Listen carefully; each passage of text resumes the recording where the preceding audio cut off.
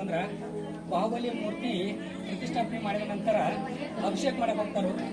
ಭಾಳಷ್ಟು ದೊಡ್ಡ ದೊಡ್ಡ ವ್ಯಕ್ತಿಗಳು ಮತ್ತು ತೀರ್ಥಗಳು ಬಾಹುಬಲಿ ಮೂರ್ತಿಗೆ ಅಭಿಷೇಕ ಮಾಡುವ ಸಂದರ್ಭದೊಳಗೆ ಹಾಲು, ಅಭಿಷೇಕ, ನೀರು ಇದೆಲ್ಲವನ್ನ ಬಾಹುಬಲಿ ಮೂರ್ತಿಯ ತಲೆ ಮೇಲೆ ಹಾಕಿದಾಗ ಆ ಒಂದು ಹಾಲಾಗಿರ್ಬೋದು, ನೀರಾಗಿರ್ಬೋದು, ಅಭಿಷೇಕ ಅವರ ಭುಜದ ಲೆವೆಲ್ ಮಾತ್ರ ಬರ್ತದೆ, ಅದಕ್ಕಿಂತ ಕೆಳಗೆ ಇಳಿಯಂಗಿಲ್ಲ.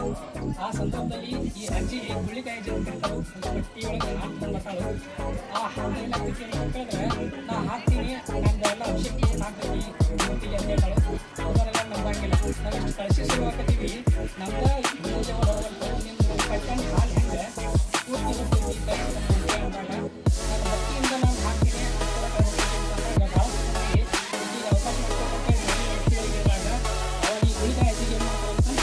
ಅವಕಾಶ ಮಾಡ್ತಾರೆ.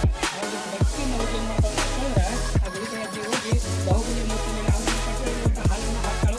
ಅವೆಲ್ಲ ಮೈ ತೊಗೊಂಡು ಅವ್ರಿಗೆ ಅಭಿಷೇಕ ಆಗಿ ಇಲ್ಲಿಂದ ಕೆಳಗಡೆ ಕಲ್ಯಾಣ ಐತಿ, ಆ ಕಲ್ಯಾಣವರೆಗೆ ಏನಾಗ್ತೈತಿ